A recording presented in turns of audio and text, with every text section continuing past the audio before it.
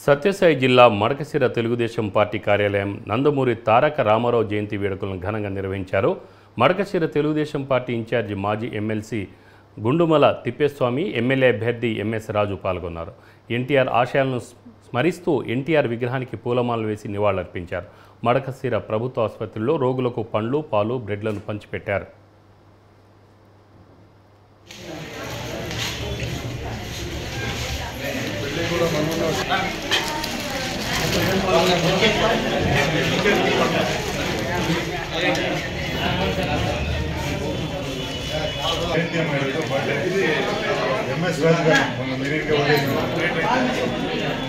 భారతదేశంలో మొట్టమొదటి వ్యక్తి అన్న నందమూరి తారక రామారావు గారు తెలుగుదేశం పార్టీ స్థాపించి కేంద్రానికి సవాలు విసిరి 9 నెలల్లో పార్టీ పెట్టిన 9 నెలల్లో అధికారంలోకి వచ్చినటువంటి మహనీయుడు అన్న నందమూరి తారక రామారావు గారు.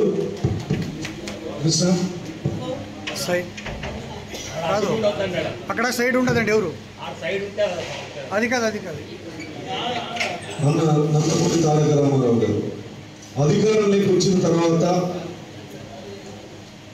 ఏ పేదరికం నుంచి అతను వచ్చాడో ఆ పేదల్ని దృష్టిలో పెట్టుకొని సంస్కరణలు చేసి ఈరోజు విద్యకు కానీ సంక్షేమానికి కానీ భారతదేశంలో మొట్టమొదటిసారిగా తెలుగు ముఖ్యమంత్రి నందమూరి తారక రామారావు గారు చేసినటువంటి సంస్కరణలే ఈరోజు దేశవ్యాప్తంగా ఇతర పార్టీలు అమలు పరుస్తున్నాయంటే ఖచ్చితంగా నందమూరి తారక రామారావు గారి ముందు చూపుని ఖచ్చితంగా అభినందించాల్సి